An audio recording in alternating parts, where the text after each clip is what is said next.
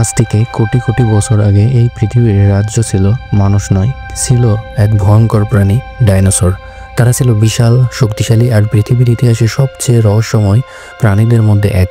কিন্তু প্রশ্ন হলো, তারা কেমন করে পৃথিবী শাসন করেছিল আর হঠাৎ করেই কেন হারিয়ে গেল?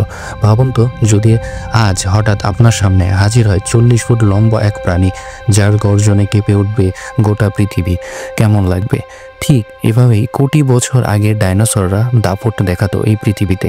আজ আমরা জানব তাদের সেই অজানা দুনিয়ার গল্প। পৃথিবীর আদিম প্রাণী ডাইনোসরের কথা কম বেশি আমরা সবাই জানি, কিন্তু জুরাসিক ওয়ার্ল্ড সিনেমা দেখার পর এই বিশাল প্রাণীটিকে সামনাসামনি দেখার ইচ্ছা মনে জাগেনি এমন মানুষ হয়তো নেই বললেই চলে। ডাইনোসরের দেখা পেতে লক্ষ কোটি বছর আগে পৌঁছানো সম্ভব নয়, তবে ডাইনোসর সম্পর্কে এমন অনেক চমকপ্রদ তথ্য আছে যা জানলে হয়তো ডাইনোসর না দেখার আক্ষেপ কিছুটা হলেও খুঁজতে পারে।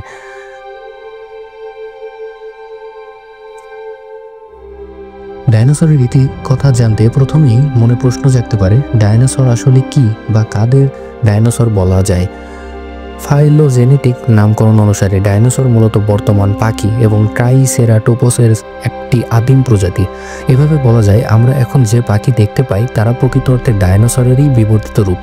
অন্যদিকে ব্রিটিশ জীববিজ্ঞানী রিচার্ড ওয়েনের মতে ডাইনোসর হলো মেগালোসোরাস এবং ইগোআন্ডন প্রজাতির পূর্বপুরুষ। অর্থাৎ বলা যায় ডাইনোসর বা ডাইনোসরিয়া হলো অনিসিথিসিয়া এবং সরিসিয়া প্রজাতির সংমিশ্রণ। একদম এক কথায় বলতে গেলে ডাইনোসর বলতে এমন আর্কসরদের বোঝানো হয় তাদের দেহের পেছনের অংশ পাবে দেহের সমস্ত ভার নিতে সাহায্য করে। অনেকে টেরোসর, মোসোরাসোথিওসের প্রেসেসর এবং ডেমিটোডনকে ডাইনোসর বলে আখ্যা দিয়ে থাকেন, কিন্তু তাদের কোনো প্রজাতিরই ডাইনোসরের মতো শারীরিক গঠন ছিল না। মোসাজিক যুগের অন্যতম প্রভাব বিস্তারকারী প্রজাতি ছিল ডাইনোসর। 2018 সাল পর্যন্ত খুঁজে পাওয়া ফসিল বিশ্লেষণ করে প্রায় 900টির মতো ডাইনোসরের প্রজাতি বের করতে সক্ষম হন বিজ্ঞানীরা। অবশ্য জীবাশ্ম হিসেবে সংরক্ষিত অবস্থায় ডাইনোসরের মোট 1850টির মতো প্রজাতি রয়েছে বলে মনে করা হয়। তবে বিজ্ঞানীদের ধারণা এখনও 75% ডাইনোসরের জীবাশ্ম আবিষ্কার করা বাকি রয়েছে। 1995 সালের এক গবেষণায় ধারণা করা হয় যে পৃথিবীতে প্রায় 3400 প্রজাতির ডাইনোসরের উপস্থিত ছিল, যাদের বেশিরভাগই ফসিল হিসেবে সংরক্ষিত অবস্থায় নেই। হাজার বছর আগেও মানুষ ডাইনোসরের ফসিল বা জীবাশ্ম সম্পর্কে জানত, তবে সেগুলো যে ডাইনোসরের ফসিল সে সম্পর্কে কোনো ধারণাই ছিল না। তাদের প্রাচীনকালে চীনাদের কাছে ডাইনোসরের ফসিল ড্রাগনের হাড্ডি বলে পরিচিত ছিল এবং তৎকালীন ইতিহাসেও সেরকম বর্ণনাই পাওয়া যায়। এমনকি চীনারা ডাইনোসরের জীবাশ্ম ওষুধ হিসেবে ব্যবহার করত। তবে ইউরোপে ডাইনোসর জীবাশ্মকে বিশাল দেহি মানুষের কঙ্কাল বলে মনে করা হতো। 17 শতাব্দীর শেষের দিকে ইংল্যান্ডে প্রথমে যে ডাইনোসরের জীবাশ্ম পাওয়া যায় তা ছিল মেগালোসোরাসের উপস্থিত হাড়টি পাওয়া যায় অক্সফোর্ড শায়ারিং শিপিং নটনের কাছাকাছি কর্নওয়েল নামক একটি জায়গায়। সেখানে চুনাপাথরের খনি থেকে হাড়টির সন্ধান পাওয়া যায়। 1815 থেকে 1824 সালের মধ্যে ধর্মতত্ত্ববিদ আরও কিছু মেগাসোরাসের জীবাশ্ম খুঁজে পান এবং তা পরীক্ষা নিরীক্ষার পর প্রথম এই প্রজাতিটিকে ডাইনোসর হিসেবে নামকরণ করেন। সে সময় একটি বৈজ্ঞানিক সাময়িক পত্রে প্রকাশিত তার এই গবেষণাপত্র থেকেই ডাইনোসর সম্পর্কে জানতে শুরু করে। মানুষ 1858 সালে নিউ জার্সির ছোট শহরে হ্যাজনফিল্ডের একটি মার্লস্টোনের গর্ত থেকে উইলিয়াম পার্কার ফোলকে ডাইনোসরের যে জীবাশ্মটি আবিষ্কার করেন তা ছিল আমেরিকায় পাওয়া ডাইনোসরের প্রথম নমুনা। ডাইনোসরের এই প্রজাতিটির নামকরণ করা হয় হাইড্রোসোরাস ফোলকি। উইলিয়াম পার্কারের এই আবিষ্কারটি ছিল বেশ গুরুত্বপূর্ণ, কেননা এটি ছিল প্রায় সম্পূর্ণ একটি ডাইনোসরের কঙ্কাল। অবশ্য এর আগে 1834 সালে ইংল্যান্ডের মেডস্টোনে প্রায় সম্পূর্ণ ডাইনোসরের জীবাশ্ম আবিষ্কার করা হয়েছিল। কিন্তু উইলিয়াম পার্কারের এই জীবাশ্ম থেকে প্রথম দুপে ডাইনোসর সম্পর্কে জানতে পারেন বিজ্ঞানীরা। এর আগ পর্যন্ত সব ডাইনোসর চারপে বলে মনে করা হতো। 1870 দশক থেকে ডাইনোসর গবেষণায় নতুন জোয়ার শুরু করা যায়। বিশেষ করে 1969 সালে জীবাশ্মবিদ জন আস্ট্রাম ডিনোনিকাস নামে এক ধরনের দুপেশ শিকারী ডাইনোসরের ফসিল আবিষ্কার করেন এবং তিনি দাবি করেন এরা ছিল উষ্ণ রক্তের ডাইনোসর। এর আগ পর্যন্ত মনে করা হতো ডাইনোসর ছিল শীতল রক্তের প্রাণী। এরপর ডাইনোসরের জীবাশ্ম থেকে নরম টিস্যু আবিষ্কার শুরু হয়। 1998 সালে দক্ষিণ ইতালির পিট্রায়া প্লান্টেনক্লালকে একটি সোলিওসরের জীবাশ্ম আবিষ্কার করা হয়। সংগৃহীত নমুনাটি ছিল একটি একটি কিশোর বয়সী সিপিওনিক্স সামনিটিকো। ডাইনোসরের আশ্চর্যজনক ব্যাপার হলো জীবাশ্মে ডাইনোসরের অন্ত্রকোলন, লিতার পেশি এবং উইন্ড পাইপের কিছু অংশ পাওয়া যায়।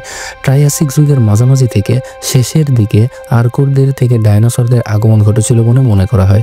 প্রায় 25 কোটি বছর আগে পারমিয়ান ট্রায়াসিক গণবিলুপ্তির ঘটনায় আনুমানিক 96% জলজ এবং 70% মেরুদণ্ডী প্রাণী বিলুপ্তি হয়ে যায়।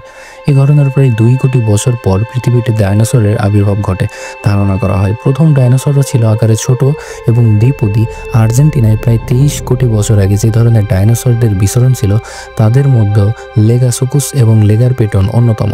প্রকৃতিতে সবকিছুরই রং বা বর্ণভেদে নানান রকম দেখা মিল, ডাইনোসরেরও তার ব্যতিক্রম নয়। 1842 সালে রিচার্ড ওয়েন সর্বপ্রথম ডাইনোসরের শ্রেণীবিন্যাস নিয়ে গবেষণা শুরু করেন। তার মতে ইয়োগোয়ান, মেগালোসোরাস এবং হাইলিওসোরাস হলো এমন এক ধরনের সরীসৃপ প্রজাতি যাদের ডাইনোসর বলে আখ্যায়িত করা হয়। মূলত আর্কোসর প্রজাতি থেকেই ডাইনোসরের উৎপত্তি ঘটেছিল। আমরা এখন যে কুমির দেখতে পাই তা প্রজাতিরই বিবর্তিত রূপ। বর্তমানে বিজ্ঞানীরা ডাইনোসরদের প্রাথমিকভাবে 2টি শ্রেণীতে ভাগ করেছেন। এগুলো হচ্ছে সরিস্টিকা এবং অনিস্থিকিয়া। গবেষণা থেকে জানা যায় ডাইনোসরের গড় আকার ট্রায়াসিক যুগ, জুরাসিক যুগের গোড়ার দিক থেকে শেষের দিকে এবং ক্রিটেশাস যুগে প্রতিনিয়ত পরিবর্তিত হয়েছে। আর মোসাসিক যুগে দ্বিপদী শিকারী ডাইনোসরদের বিচরণ ছিল বেশ, আর এদের ওজন ছিল 100 থেকে 1000 কেজির মধ্যে। তবে ডাইনোসরদের যুগে সবচেয়ে বড় আর সবচেয়ে বেশি ওজনের ডাইনোসর ছিল সারপাজুরাসিস যুগে। এদের আবির্ভাব ঘটেছিল বলে মনে করা হয়। আর জুরাসিক যুগের শেষের দিকে বলতে গেলে গোটা পৃথিবীতেই ছড়িয়ে পড়ে এরা। যেহেতু পৃথিবীতে বিচরণ করা ডাইনোসরদের একটা ক্ষুদ্র অংশ ফসিল বা জীবাশ্ম হিসেবে সংরক্ষিত রয়েছে এবং এদের মধ্যে একটা সামান্য অংশ উদ্ধার করা সম্ভব হয়েছে, সেই কারণে সবচেয়ে বড় বা সবচেয়ে ছোট ডাইনোসর কোনটি ছিল তা হয়তো কখনোই বের করা সম্ভব হবে না। তবে এখন পর্যন্ত আবিষ্কৃত প্রায় পূর্ণাঙ্গ ফসিল এবং হাড়ের আকৃতি বিশ্লেষণে বিজ্ঞানীরা ডাইনোসরদের আকৃতির একটি ধারণা নেওয়ার চেষ্টা করেছেন। উচ্চতা এবং ওজনের বিচারে সবচেয়ে বিশাল আকার ডাইনোসর জিরাফা টাইটান ম্রাঙ্কাই, যাদের উচ্চতা ছিল প্রায় 12 মিটার বা 39 ফুট। 1907 থেকে 1912 সালের মধ্যে তানজানিয়ার একটি জীবাশ্ম পাওয়া যায় এবং তা জার্মানির একটি জাদুঘরে প্রদর্শনীর জন্য রাখা আছে। প্রায় পূর্ণাঙ্গ ফসিল হিসেবে সবচেয়ে লম্বা ডাইনোসর হচ্ছে পাচাগো টাইটান। এর দৈর্ঘ্য 37 মিটার। ফসিল রিস্ট্রাকশন বা পুনর্গঠন করার পর আর্জেন্টিনোসরাসকে সবচাইতে লম্বা ডাইনোসর আখ্যা দেওয়া হয়। আর্জেন্টিনায় পাওয়া এর একটি নমুনার দৈর্ঘ্য হচ্ছে 397 মিটার বা 130 ফুট। গবেষণা অনুযায়ী এদের ওজন হতো 80,000 থেকে 1 লাখ কেজি পর্যন্ত। উচ্চতার বিচারে সবাইকে ছাড়িয়ে যেত। নামের এক প্রজাতির ডাইনোসর, এদের উচ্চতা হতো 18 মিটার বা 59 ফুট। আর মাংস ডাইনোসরের মধ্যে সবচেয়ে বড় ছিল স্পিনোসরাস, যারা লম্বা হতো 126 থেকে 18 মিটার বা 41 থেকে 59 ফুট এবং ওজন হতো 7 থেকে 21 মেট্রিক টন। এছাড়া আরও কিছু বিশাল মাংসাদিপদী ডাইনোসরের মধ্যে ছিল জিগানোসারাস কারচারো। ডাইনাকাইরাস বিজ্ঞানীদের হিসেবে এখন পর্যন্ত খুঁজে পাওয়া সবচেয়ে ছোট ডাইনোসর হচ্ছে ইনকিউনেস হক্সলাই। মাত্র 34 সেন্টিমিটার লম্বা এই ডাইনোসরের ওজন হতো মাত্র 110 গ্রাম। সাধারণত পাখিদের ঝাঁক বেঁধে আকাশে উড়তে দেখা যায়, আর পাখি যেহেতু ডাইনোসরেরই বিবর্তিত রূপ, তাই ডাইনোসর এর মধ্যেও একজোট হয়ে ঘুরে বেড়ানোর প্রবণতা ছিল বলে মনে করা হয়। শুধু তৃণভোজী ডাইনোসরই নয়, মাংস ডাইনোসরেরাও জোট বেঁধে বিচরণ এবং শিকার ধরত। তবে শিকার ছাড়াও এক প্রজাতির ডাইনোসর অন্য প্রজাতির উপর হামলা করত, এমন প্রমাণও পাওয়া গেছে। 1971 সালে গভীর মরুভূমিতে পাওয়া জীবাশ্ম থেকে এমনটা নিশ্চিত করে বলা যায়। বলা হয় ডাইনোসরের দিনের বেলায় সক্রিয় থাকতো, তবে কিছু কিছু প্রজাতির নিশাচর ছিল। মানুষের মতো বলতে গেলে সব প্রাণী নিজেদের মতো যোগাযোগ করে থাকে, তবে তাদের মধ্যে ভিন্নতা দেখা যায়। ডাইনোসরের যোগাযোগের মাধ্যম নিয়ে গবেষণায় দেখা যায় তারা পাখিদের মতো দৃষ্টি এবং কণ্ঠস্বর দিয়ে একে অপরের সাথে ভাব বিনিময়ের চেষ্টা করত। এরা শরীরের বিভিন্ন অঙ্গ সিনক্রেস্ট বা পলক যোগাযোগের মাধ্যম হিসেবে ব্যবহার করত।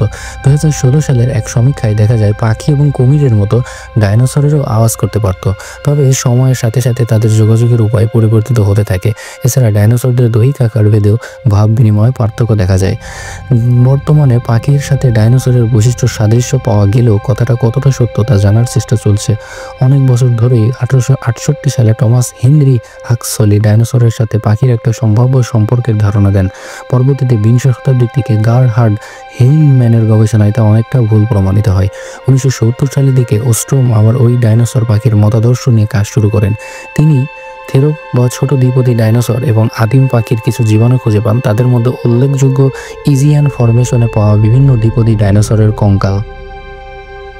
পাখির পালক গবেষণায় দেখা যায় যে থেরোপ ডাইনোসরের সঙ্গে পাখির শারীরবৃত্তীয় শতাধিক মিল রয়েছে, ফলে বলা যায় যে পাখি আসলে কোটি কোটি বছর পুরনো ডাইনোসরেরই বিবর্তিত রূপ। আমরা হয়তো সকলেই কম বেশি জানি কিভাবে একসময় পৃথিবীতে রাজত্ব করা ডাইনোসর নিশ্চিহ্ন হয়ে গিয়েছিল।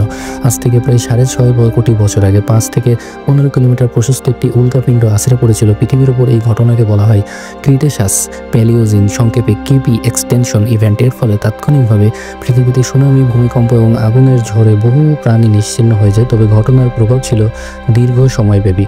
শুরু হয় অ্যাসিড বৃষ্টি, সমুদ্রের পানি অ্যাসিডে পরিণত হয়, বিষাক্ত কার্বন পার্টিকেলে বছরের পর বছর ধরে পৃথিবীর আকাশ ঢাকা থাকায় শুরু হয় বরফ যুগ। নানা প্রতিকূলতা এবং খাদ্যের অভাবে ডাইনোসর সহ প্রায় 76% প্রজাতির প্রাণী পৃথিবী থেকে বিলুপ্ত হয়ে যায়। পূর্ব প্রজন্ম হিসেবে যারা বেঁচে ছিল তারাও একসময় হারিয়ে যেতে থাকে, কেননা কেপিজি ঘটনার পর সকল গাছপালা উজাড় হয়ে গিয়েছিল। মনে করা হয় গণবিলুপ্তির পরও কিছু ডাইনোসরের প্রজাতি আরও কয়েক লাখ বছর টিকে থাকতে সক্ষম হয়েছিল। ডাইনোসর নিয়ে উৎসাহ এবং আগ্রহ কখনোই পৃথিবীর মানুষের মন থেকে চলে যাবার নয়। বলাই বাহুল্য, ডাইনোসর নিয়ে এখনও অনেক অজানা তথ্য আবিষ্কার করা বাকি আছে। তবুও যতটা গেছে তা থেকে বলা যায় ডাইনোসরেরা চলে গেলেও তাদের কিছু বিবর্তিত প্রজন্ম রেখে গেছে আমাদের মাঝে, যেন আমরা সারা জীবন মনে রাখতে পারি যে পৃথিবীতে ডাইনোসর বলে কোনো প্রাণী ছিল।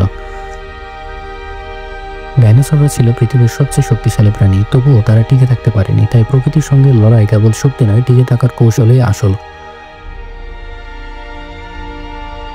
আপনি কি মনে করেন ডাইনোসরের বিলুপ্তির আসল কারণ কী ছিল? কমেন্টে জানাবেন।